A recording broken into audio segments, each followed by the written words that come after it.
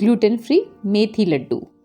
Hi hotties, welcome to reality kitchen by Sujata Taneja. कैसे हो आप? मेथी लड्डू कड़वे बनते हैं और बच्चों को दो तो खाने में नाक मुंह बनाते हैं।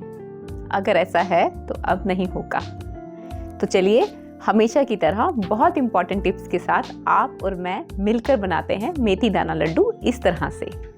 लेकिन इससे पहले कि हम रेसिपी में आगे बढ़ें, और अगर आप मेरे चैनल पर नए हैं तो सब्सक्राइब का बटन दबा दें और न्यू रेसिपीज के नोटिफिकेशन के लिए बेल आइकन दबाना बिल्कुल ना भूलें। इन ग्लूटेन फ्री मेथी दाना लड्डू के लिए हम सबसे पहले मेथी दाना लेते हैं।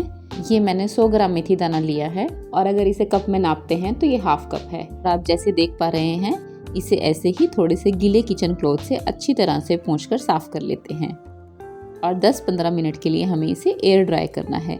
मैंने इसे 10-15 मिनट के लिए पंखे के नीचे छोड़ दिया था। लेकिन ये काम करने से पहले आप मेथी दाना को एक प्लेट में फैलाकर चेक ज़रूर कर लेना, कहीं कोई छोटा कंकर या पत्थर हो तो वो निकाल लीजिएगा।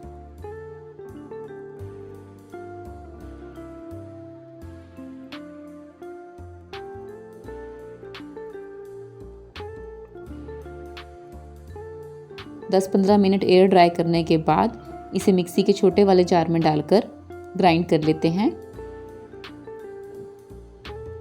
फाइन पाउडर नहीं बनाना है हमें।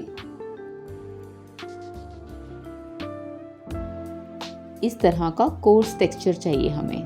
अब इसे एक बोल में निकाल लेते हैं। अगर विंटर्स में आपके जोड़ों में या कमर में दर्द होता है तो सुबह रोज एक लड्डू दूध के साथ लें। एक वीक में ही बहुत ज़्यादा फर्क दिखेगा आपको।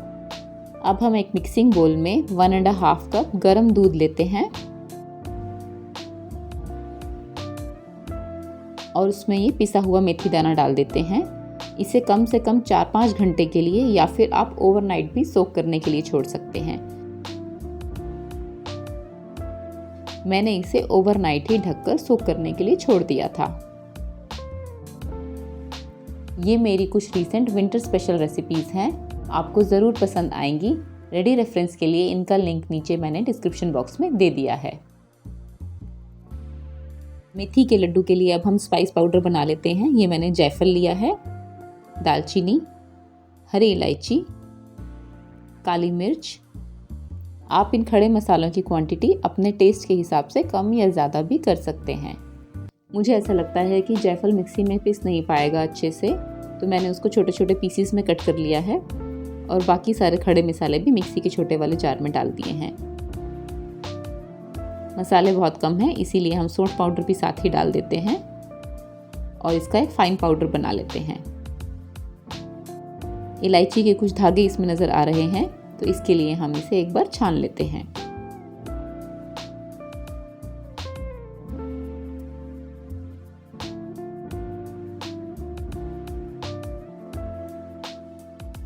अब मिला है ना हमें एकदम परफेक्ट टेक्सचर।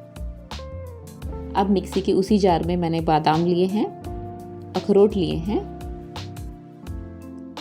खरबूजे के बीज, तरबूज के बीज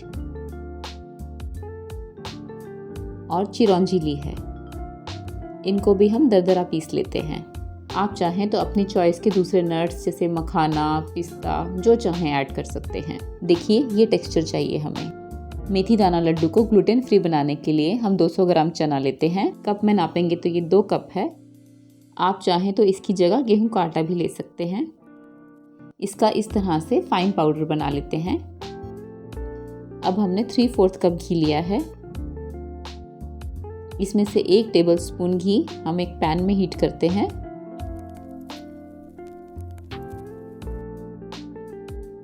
और अब इसमें 2 बैचेस में गोंद फ्राई कर लेते हैं। ये मैंने 100 ग्राम गोंद ली है। मेथी दाना लड्डू में गोंद ऐड करने से इसका टेस्ट भी एनहांस होगा और हेल्थ बेनिफिट्स भी बहुत ज़्यादा बढ़ जाएंगे। मेथी दाना लड्डू को आप मीडियम से लो हीट पर ही फ्राई करें। गोंद फूलने के बाद इस तरह से छोटी छोटी स्नो बॉल्स की तरह दिखती है। मेथी लड्डू पोस्ट प्रेगनेंसी भी खाए जाते हैं और न्यू मदर्स के लिए तो ये बहुत ज़्यादा बेनिफिशियल होते हैं। गोंद फ्राई होकर अच्छे से फूल गई है। अब इसे निकाल लेते हैं और एक बड़े बर्तन में इसे ट्रांसफ़र करते हैं अच्छे से ठंडा होने के लिए। अब हम उसी घी में से 1 टेबलस्पून घी और हीट करते हैं और उसमें पिसे हुए नट्स को रोस्ट करते हैं। ऐसा करने से नट्स में से एक्स्ट्रा मॉइस्चर निकल जाएगा और लड्डुओं की शेल्फ लाइफ भी बढ़ जाएगी। खसखस जल ना जाए इसीलिए मैंने पहले ऐड नहीं की थी। इस तरह से कैविटी बनाकर हम खसखस ऐड करते हैं और इसे भी थोड़ा सा भून लेते हैं। अगर आप अपनी डाइट में पॉपी सीड्स नहीं लेते हैं तो आज ही लेना शुरू करें। बहुत ज़्यादा कैल्शियम होता है इनमें और फीमेल्स के लिए तो बहुत ज़्यादा बेनिफिशियल है। अब इसे एक साइड पर रखते हैं और इस तरह से कटोरी या ग्लास से दबा दबा के गोंद को पीस लेते हैं। गोंद पीसने की आवाज़ से आपको पता चल गया होगा कि कितने अच्छे से ये फूली है।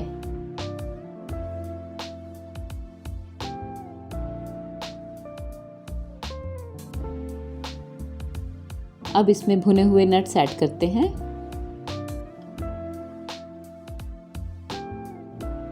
रोस्टेड चने का जो पाउडर बनाया था वो ऐड करते हैं और अब हम चलते हैं मेथी की तरफ।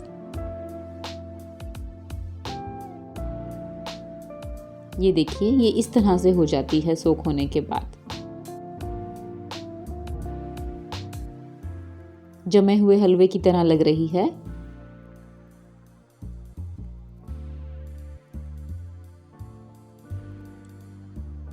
लेकिन घबराने की कोई बात नहीं, यही टेक्सचर हमें चाहिए। अब हम 1 टेबलस्पून घी बचा लेते हैं और बाकी सारा घी एक नॉनस्टिक कढ़ाई में या मोटे तले की कढ़ाई में गरम करते हैं। भीगी हुई मेथी थोड़ा सा चिपकती है, इसीलिए या तो नॉनस्टिक कढ़ाई लें या फिर मोटे तले की लें। अब इसमें इस तरह से ये मेथी डाल देते हैं और स्पैचुला से थोड़ा ब्रेक करने की कोशिश करते हैं। ये मोटे मोटे चंक्स हैं, आराम से ब्रेक हो जाएंगे, काफ़ी सॉफ्ट भी होते हैं। आप इन लड्डुओं को रूम टेम्परेचर पर 2 महीने तक एयर टाइट कंटेनर में स्टोर भी कर सकते हैं। आप अपने फैमिली में छोटे या बड़े सभी फैमिली मेम्बर्स को रोज़ 1 लड्डू खाने को ज़रूर दें। विंटर्स में ये बहुत ज़्यादा बेनिफिशियल होते हैं। आप इसे मीडियम लो हीट पर कंटिन्यूसली चलाते हुए फ्राई करें। इतने सारे बेनिफिट्स के साथ में ये मेथी लड्डू सर्दियों में हमें अंदर से गर्म भी रखते हैं। और अगर आपने मेरे चैनल को सब्सक्राइब नहीं किया है तो अभी कर लें और न्यू रेसिपीज़ की नोटिफिकेशन के लिए बेल आइकन भी दबा दें। 15 मिनट लग जाते हैं इसे फ्राई होने में और इस तरह से काफ़ी ग्रेनी टेक्सचर हो जाता है इसका और एक कढ़ाई का तला भी छोड़ देती है। मेथी के लड्डुओं का कलर इस बात पे डिपेंड करता है कि आपने मेथी को कितना भूना है। अच्छे से भुनी हुई मेथी का हमें ये टेक्सचर मिलता है। अब हम गैस बंद कर देते हैं और इसे थोड़ा ठंडा होने देते हैं। अब एक पैन में वो आखिरी बचा हुआ 1 टेबलस्पून घी हीट करते हैं और उसमें ये गुड़ ऐड करते हैं। मैंने गुड़ के छोटे छोटे पीसेस कर लिए हैं ताकि ये जल्दी से मेल्ट हो जाए। मीडियम हीट पर हम गुड़ मेल्ट करेंगे। अगर आप जल्दी में हैं तो गुड़ को माइक्रोवेव में हाई हीट पर भी मेल्ट कर सकते हैं। माइक्रोवेव में 2-3 मिनट में ये अच्छे से मेल्ट हो जाता है। 1 टेबलस्पून वाटर ऐड करते हैं। लड्डुओं का कलर इस बात पे भी डिपेंड करता है कि आपके गुड़ का कलर कैसा है। कई बार गुड़ बहुत काले कलर का होता है तो वो फिर काला ही बनता है लड्डुओं का रंग, और अगर पीले कलर का गुड़ है तो फिर लड्डू भी थोड़ा येलो कलर के ही बनेंगे। अब हीट हाई कर देते हैं। गुड़ में नहीं बनाना चाहें तो आप ये लड्डू चीनी में भी बना सकते हैं, पर सर्दियों में गुड़ ज़्यादा बेनिफिशियल है। देखिए कितने अच्छे से गुड़ मेल्ट हो गया है। अब हम हीट बंद कर देते हैं।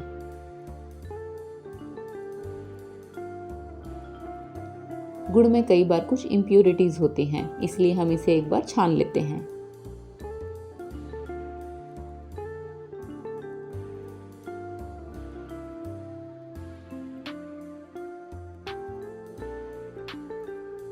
क्योंकि ये गुड़ का सिरप बहुत ज़्यादा गर्म है तो हम इसमें वो पिसे हुए मसाले डाल देते हैं ताकि वो भी अच्छे से रोस्ट हो जाएं, क्योंकि हमें अपने लड्डुओं की शेल्फ लाइफ बढ़ानी है। ये प्रोसेस करते करते गुड़ की चाशनी भी थोड़ा ठंडी हो गई है, मेथी भी ठंडी हो गई है। इसे भी हम इसी बर्तन में ट्रांसफ़र करते हैं।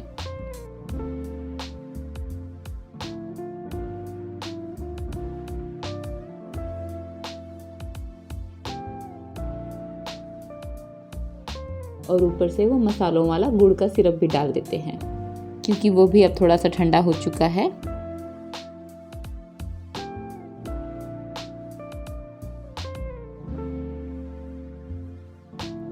इन सारी चीज़ों को अच्छे से मिक्स कर लेते हैं।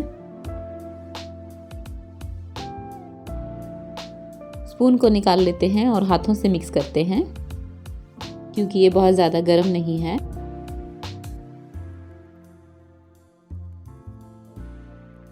अगर लड्डू बनाते बनाते ये मिक्सचर पूरा ठंडा भी हो जाएगा ना, तो भी लड्डू बाइंड हो जाएंगे।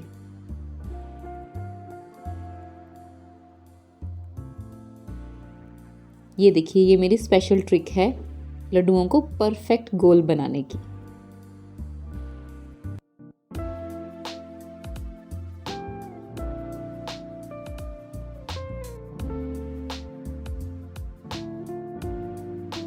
एक बार फिर से पास से दिखा देती हूँ, और इसी तरह से एक एक करके सभी लड्डू बना लेते हैं। लड्डू अगर परफेक्ट गोल ना हो तो वो लड्डू ही क्या। स्टोर करने से पहले या कंज्यूम करने से पहले लड्डुओं को 3-4 घंटे तक ऐसे ही खुली हवा में छोड़ दें। मेरी पूरी कोशिश होती है कि मैं अपनी रेसिपी के सभी टिप्स और सभी स्टेप्स आपके साथ शेयर करूं। फिर भी अगर मुझसे कुछ छूट जाता है तो आप मुझे कमेंट करके ज़रूर पूछें। अब एक लड्डू तोड़ के भी देख लेते हैं। सी द टेक्सचर, और ये खाने में कड़वे बिल्कुल नहीं लगते हैं। आप चाहें तो लड्डुओं को पिस्ता से भी गार्निश कर सकते हैं।